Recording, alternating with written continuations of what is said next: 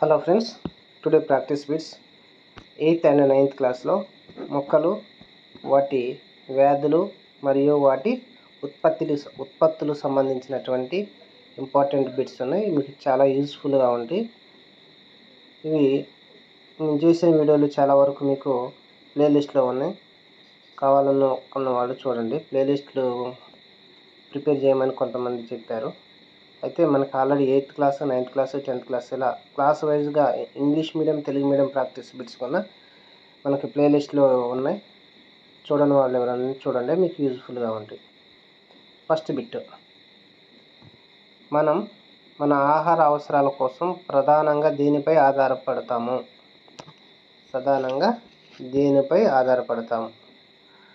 వ్యవసాయం మీద ఆధారపడతాం. మనకు ఉపయోగపడే మొక్కలు అధిక సంఖ్యలో పెంచడాన్ని ఏమంటారు? అధిక సంఖ్యను పెంచడాన్ని పంటలు అంటారు. పంటలు పండించే మృత్తికను ఏమంటారు? పంటలు పండించే వృత్తిని ఏమంటారు? వ్యవసాయం. దీర్ఘకాలిక పంటలు పండించడానికి ఎన్ని రోజులు పడుతుంది? 180 రోజుల కంటే ఎక్కువ. 180 కాదండి, 180 రోజుల కంటే ఎక్కువ. ఇంపార్టెంట్ అది. దీర్ఘకాలిక పంటలకు ఉదాహరణ. దీర్ఘకాలిక పంటలకి మనకి జొన్న, కందులు రెండు దీర్ఘకాలిక పంటలే. 180 డేస్ కన్నా ఎక్కువ కాబట్టి దీర్ఘకాలిక పంటలే. 4th is the correct answer. స్వల్పకాలిక పంటలో ఎన్ని రోజులు పండుతుంది? ఈ స్వల్పకాలిక పంటలో 100 డేస్ కన్నా తక్కువ. 100 డేస్ కన్నా తక్కువ. స్వల్పకాలిక పంటలకు ఉదాహరణ. స్వల్పకాలిక పంటలు పెసలు, మినుములు. కందులు దీర్ఘకాలిక పంట. Option 4 is the correct. రైతులు వివిధ రకాల పంటల్ని ఏ కాలంలో పండిస్తారు? రైతులు వివిధ రకాల పంటల్ని వర్షాకాలంలో పండిస్తారు. వర్షాకాలం ఏ మాసాల మధ్య ఉంటుంది? దీనికి కోడ్ JO అంటే జూన్. మనకి నైరుతి ఋతుపవనాలు జూన్లోనే స్టార్ట్ అవుతాయి. June to October. జూన్ నుంచి అక్టోబర్ మధ్య పండే పంటలను ఏమంటారు?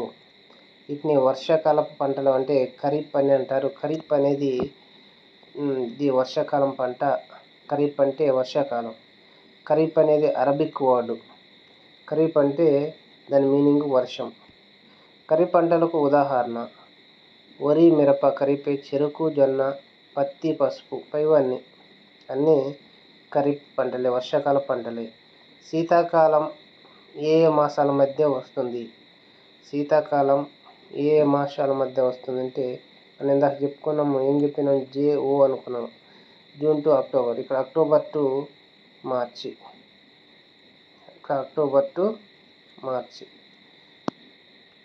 నెక్స్ట్, శీతాకాలంలో అక్టోబర్ నుండి మార్చి నెల మధ్యలో పండే పంటలను ఏమంటారు? దీన్ని రబీ పంటలు అంటారు. ఇది మన డిఎస్సిలో అడిగిన బిట్ అండి. ఇది డిఎస్సిలో అడిగినటువంటి బిట్. అరబిక్ భాషలో రబీ అంటే ఏ కాలం అంటే చలికాలం. రబీ అంటే చలికాలం. అదేవిధంగా ఖరీఫ్ అంటే వర్షాకాలం. రబీ కాలంలో పండే పంటలు ఇవి. రబీ కాలంలో పండే పంటలు బార్లీ, జీలకర్ర, ధనియాలు, ఆవాలు, శనగలు. పైవన్నీ కరెక్టే.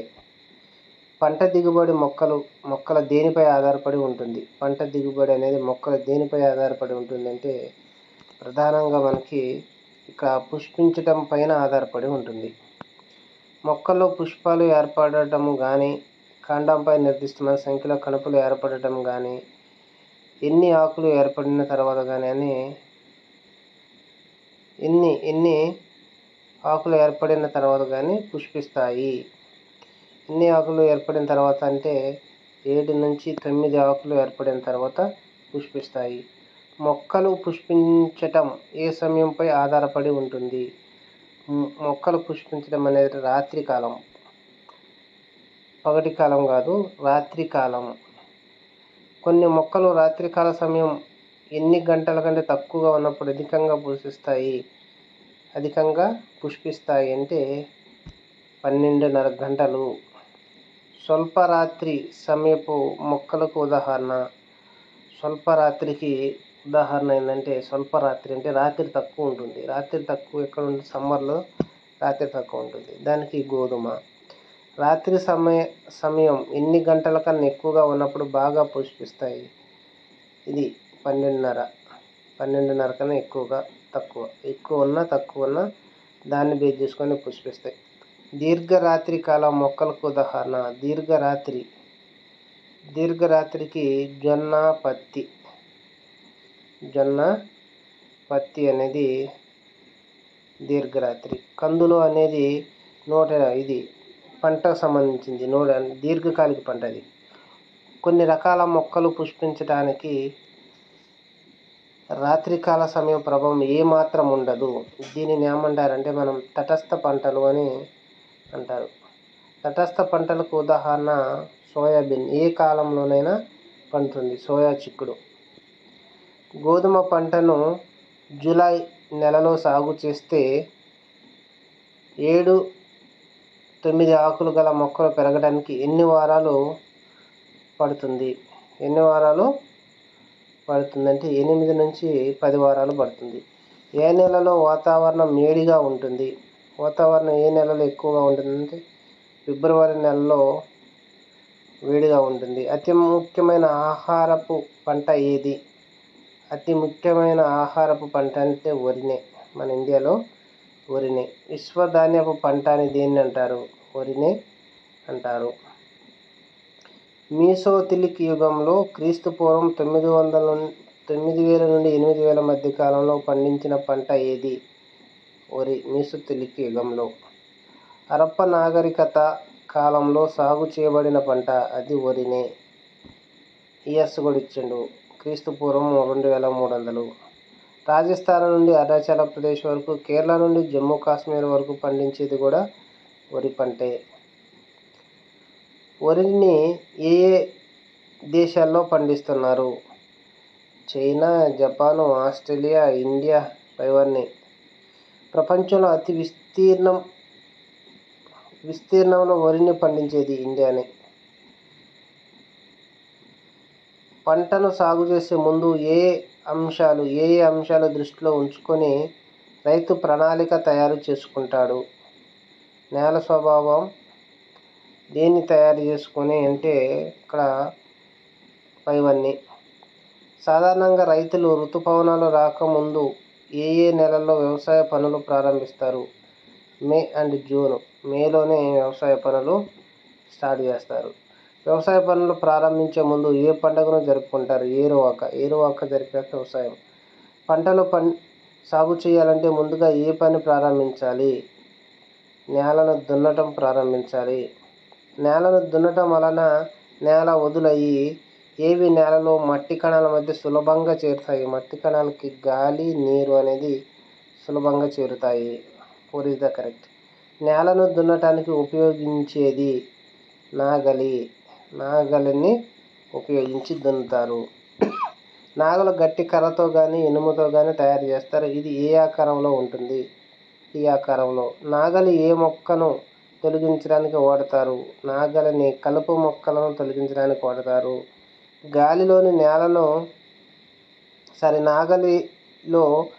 నాగలితో గాలిని దున్నినప్పుడు ఏ ఆకారంలో సాళ్లు ఏర్పడతాయి? ఇక్కడ దున్నినప్పుడు వి ఆకారంలో ఏర్పడతాయి. వి అనేది ఇక్కడ ఇవ్వలేదు. 3లో ఇది డి అనుకోండి. ఆప్షన్ ఇది వి ఆకారంలో ఏర్పడతాయి. నాగలైతే టీ ఆకారంలో ఉంటుంది. వాటి చాళ్ళు అయితే వి ఆకారంలో ఉంటాయి. నేలను చదును చేయడానికి వేటిని ఉపయోగిస్తారు? చదును పలకను ఉపయోగిస్తారు. గుంటుక, గొర్రు కాదు. చదును పలక దేనితో తయారు చేస్తారు? కర్ర దుంగతో తయారు చేస్తారు. పంట దిగుబడి దేనిని బట్టి ఆధారపడి ఉంటుంది? పంట దిగుబడి అనేది దేని మీద ఆధారపడి ఉంటుంది? విత్తనాల నాణ్యత. విత్తనం నాణ్యత ఉంటేనే అది మనకు వస్తుంది. దాని నుంచి పుష్పాలు వస్తాయి, కాయలు వస్తాయి. పండిన పంట నుంచి విత్తనాలు వేరు చేయటాన్ని ఏమంటారు? విత్తనాలను వేరు చేయటాన్ని ఎంపిక లేదంటే సెలక్షన్ అని. విత్తనాలని వేరు చేయడాన్ని ఏమంటారు? ఎంపిక లేదా సెలక్షన్ అని అంటారు. వరికి ఒరేజా అని పేరు పెట్టింది లిన్నేయస్. ఒరేజా సటైవా అనే వరి రకాన్ని ఎక్కడ పండిస్తున్నారు? ఒరేజా సటైవా అనేది ఆసియాలో పండిస్తారు. ఒరేజా గ్లబెర్రిమా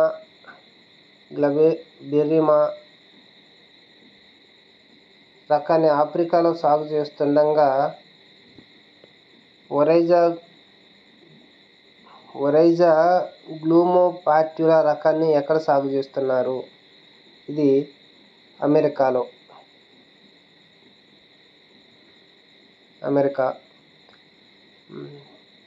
మొల గొలుసుకులు సాంప్రదాయ వరి వంగడం ఏ ప్రాంతంలో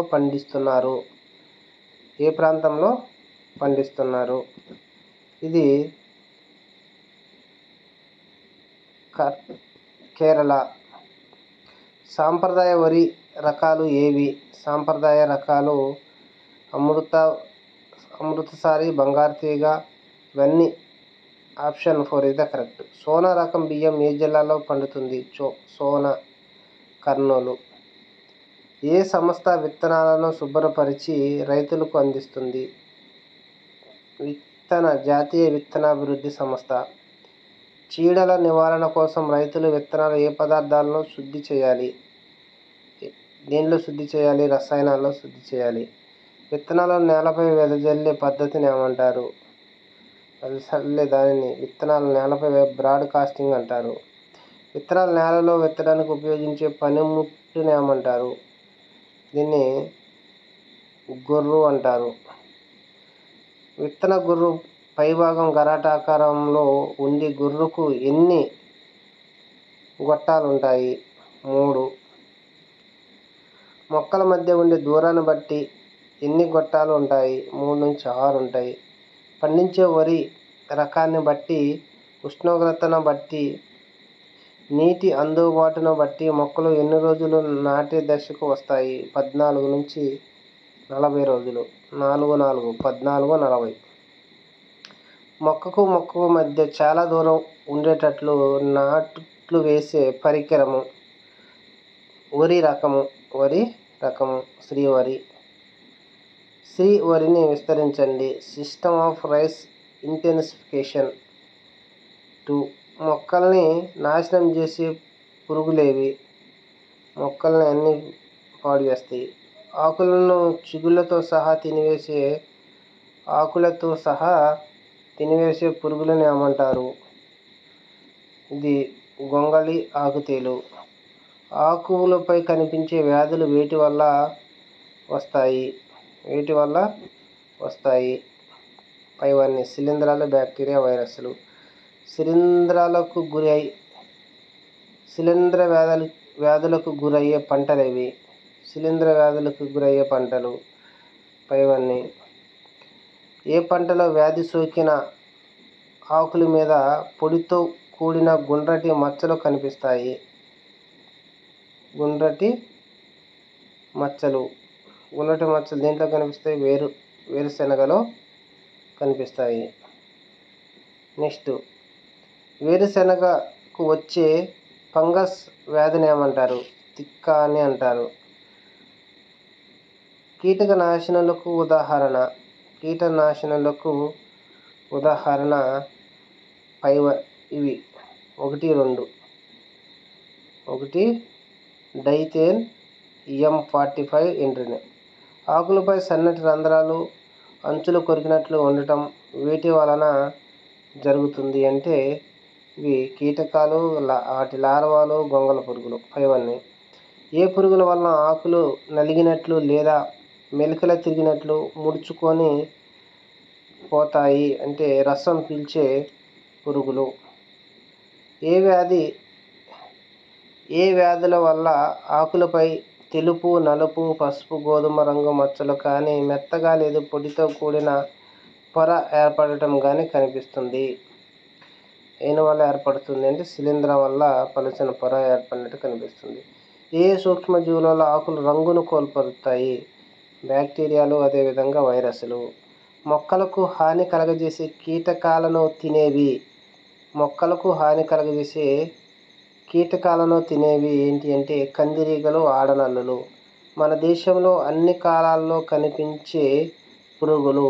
మనకి దక్షిణ భారతదేశంలో ఎడారి లేకపోయినా ఎడారి మిడతలైనవి మన దేశంలో అన్ని కాలాల్లో కనిపిస్తాయి. దక్కని జాతి రెక్కలేని ఆకుమిడత ఏ కాలంలో కనిపిస్తుంది? ఇది ఓన్లీ ఖరీఫ్ కాలంలో, వర్షాకాలంలో మాత్రమే కనిపిస్తుంది. ఖరీఫ్ అనేది అరబిక్ వర్డ్.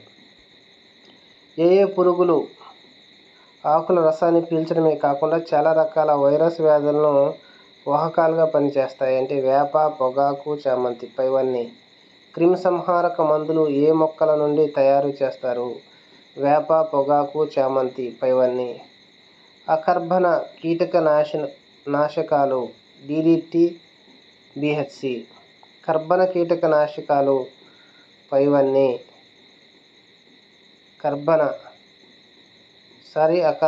అకర్బనకి మనకి అకర్బన అంటే మనకి ఏమొస్తుంది ఇక్కడ? అకర్బన కీటక నాశకాలు కానివి కానివి. ఇవి మిగతాయన్నీ కర్బన. ఇవి మొత్తం కర్బనే, అది కానివి. కర్బన కీటక నాశకాలు పైవన్నీ. DDTని విస్తరించండి. ఇక్కడ dichloro diphenyl trichloro ethane. Option 3 is the correct. 1960వ సంవత్సరంలో కీటక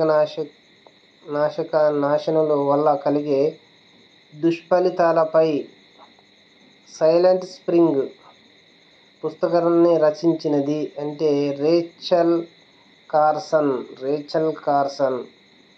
ఏ రసాయన పదార్థాలు పక్షుల శరీరంలో నిల్వ ఉండి గుడ్లపై ఉండే పెంకులను బలహీనపరుస్తూ దాన్ని పొదగట్టక ముందే గుడ్లు పగిలిపోవటం అనేది DDT వల్ల జరుగుతుంది. ప్రతి సంవత్సరం ఒకే రకమైన పంటను పండిస్తూ పోతూ ఉంటే నేలలో ఏ పదార్థాలు క్రమంగా నశించి నేల నశించిపోతుందంటే ఇక్కడ పోషకాహార పదార్థాలు. ఎరువుల ద్వారా మొక్కలకు అందే అతి ముఖ్యమైన మూలకాలు NPK పైవన్నీ. సహజ ఎరువులను ఏమంటారు? జీవుల నుంచి ఏర్పడిన ఎరువులనే సహజ ఎరువులు అంటారు. మొక్కల జంతువుల వ్యర్థ పదార్థాలు చేసినప్పుడు ఏ ఎరువులు ఏర్పడతాయి అంటే సహజ ఎరువులు, జీవ ఎరువులు ఏర్పడతాయి. మొక్కలలోని వ్యర్థాలను కుళ్ళింపజేసి పోషక పదార్థాలతో కూడిన ఎరువులుగా మార్చే బ్యాక్టీరియాలు ఏవి? ఎరువులుగా మార్చేది నైట్రోబ్యాక్టర్, అదేవిధంగా అజిటోబ్యాక్టర్. కర్మాగారాల్లో తయారయ్యే ఎరువులు వీటిని కృత్రిమ ఎరువులు అంటారు. కృత్రిమ ఎరువులకు ఉదాహరణ కృత్రిమ ఎరువులే. సాధారణంగా దేనిని బట్టి పొలాల్లో ఎరువులు చల్లుతారు?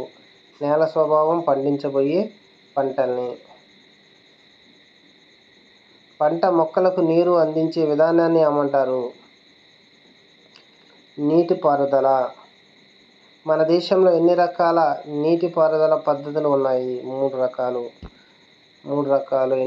కాలువల ద్వారా, అదేవిధంగా బోర్ల ద్వారా, అదేవిధంగా బావుల ద్వారా.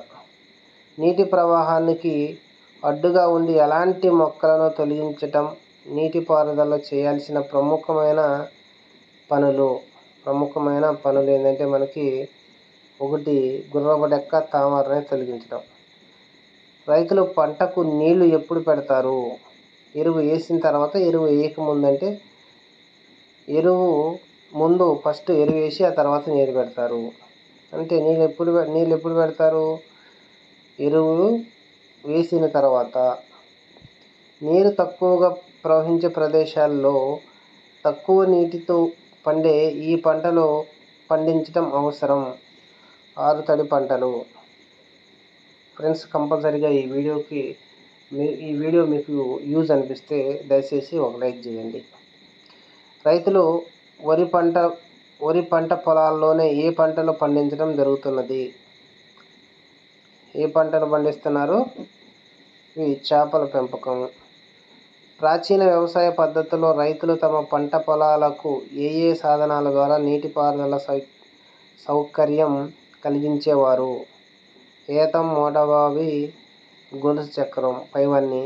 ప్రస్తుతం నీళ్లను తోడటానికి మోటార్ పంపులు ఉపయోగిస్తున్నారు. ఇందుకోసం ఏవి వాడతారు? డీజిలు, విద్యుత్తు, సౌర విద్యుత్తు పైవన్నీ. మొక్కలకు నీటి నష్టం జరగకుండా నీళ్లను అందించే ఆధునిక పరికరాలు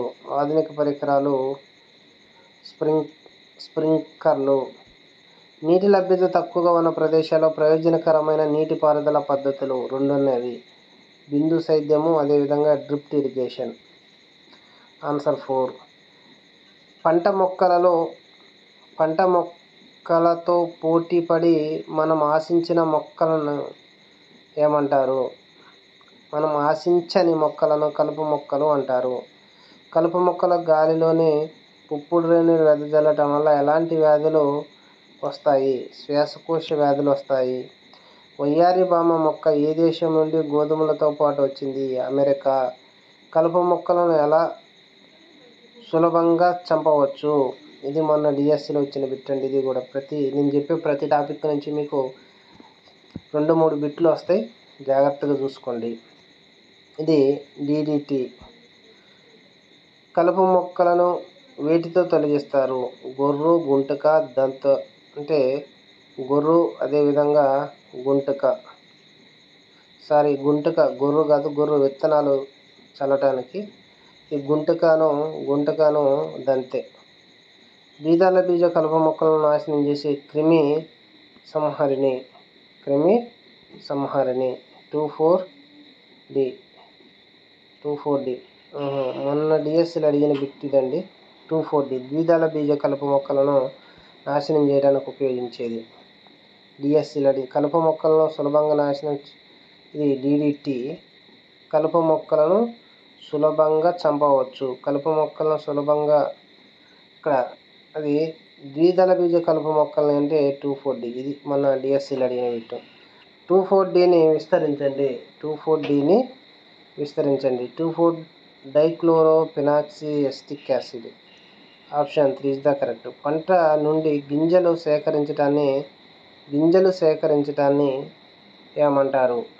పంట నూర్పుళ్ళు అంటారు. ధాన్యాన్ని పాడు చేసేవేంటి? శిలీంధ్రాలు, కీటకాలు, ఎలుకలు, బ్యాక్టీరియాలు. అన్నీ పాడు చేస్తున్నాయి. ధాన్యాన్ని రైతులు ఎన్ని రోజులు ఎండలో ఎండబెడతారు? 2-3 రోజులు. ప్రాచీన కాలంలో రైతులు దేనితో చేసిన గాదెలలో ధాన్యాన్ని భద్రపరిచేవారు? వెదురు, అదేవిధంగా లోహం. ఇవన్నీ ఇంపార్టెంట్ బిట్స్. Thank you.